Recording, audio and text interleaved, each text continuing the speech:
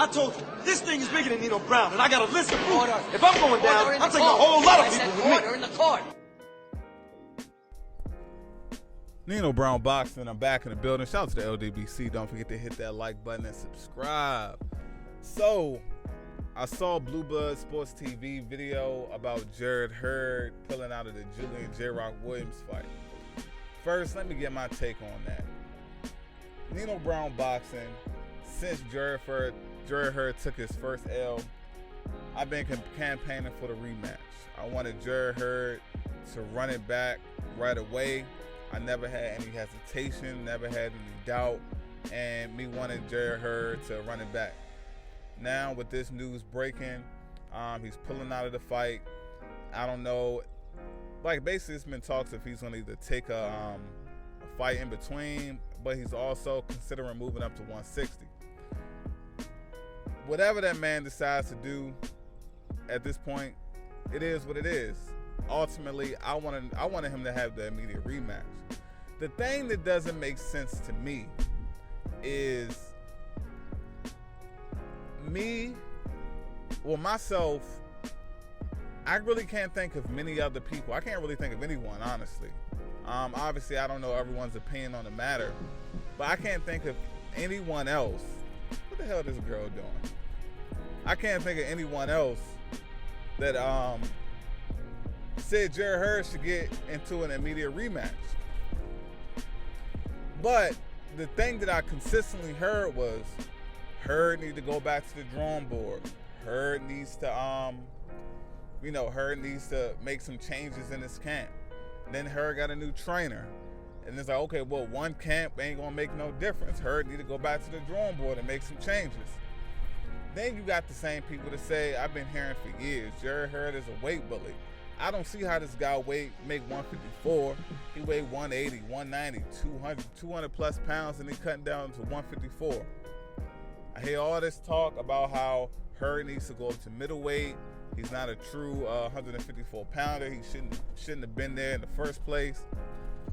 So my whole thing is, if Hurd decides to move up, or if Hurd decides to take a fight in between his rematch with J-Rock, what's the issue? Now, the people that wanted the immediate rematch, like myself, I understand. It sucks because it's a great fight that I wanted to see ran back immediately. But the thing I don't understand is all of the criticism for Hurd not taking the fight. Some people saying Hurd don't want to smoke. I mean, he already fought him. He lost. He lost and he won his belts back.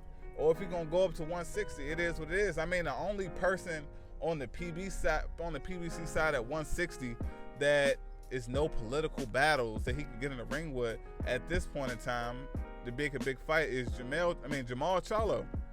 But the thing that I don't understand, I'm noticing the accusations that the moment VADA testing was discussed, Hurd decides to make this move. Man, I swear, the YouTube is being flooded with the Me Too movement of boxing because you don't have to do anything wrong. It's just the public opinion will do you so dirty. And it's just crazy because this man's never failed a drug test. So I'm just trying to understand, like, why throw dirt on this man's name and try to accuse him and say, oh yeah, it's a fine coincidence. It doesn't make any sense to me. It doesn't make, I mean, to me, the only thing this can remind me of is the same shit that men deal with when it comes to the Me Too movement. And so I just call this the Me Too movement of boxing. Jarrett Hurd, just like Jamal Charlo, just like any guy that's big for a division, they move up in weight. When you were big for a division 4 fights ago, and then you take an L in your last fight, why is it such a coincidence? Shit, Maurice Hooker just decided that he was moving up to 147 and he just took a loss. So I don't understand the problem. I don't understand. Like I can understand you saying, okay, he ducking the smoke, he don't want no smoke, he don't want the rematch. All right, cool. He lost. Maybe he doesn't want to lose again. That makes sense. That has some logic behind it. But to say that this man doesn't want to have this rematch or he doesn't want to fight J-Rock because it's because VADA testing is being introduced, man, it's absolute bullshit. And it's just one of those things where to me it's no different from people pointing out Earl Spence on some type of PEDs because of his nipples. I mean, last time I checked, gynecomastia is a side effect of steroids, but just because you have it, that doesn't mean all of a sudden that this person is using some illegal PED. All I can say is, whatever Hurd decides, that's my guy. I'm gonna roll with him. All I know is he's either gonna take a tune-up fight, and then he's gonna go back for his belts, or he's gonna move up to 160 and go after a championship up there. It's really that simple. Hurd is the type of fighter, he wants belts, he wants to be a champion. I know he enjoyed himself when he was a champion, but my issue with all of this is just, come on, man, don't throw dirt on the man's name, and don't question his integrity because it seems convenient or he's not as popular as the particular guy that you're rooting for. That's just how I feel about it, man. This Nino Brown Boxing. Shout out to the LDBC.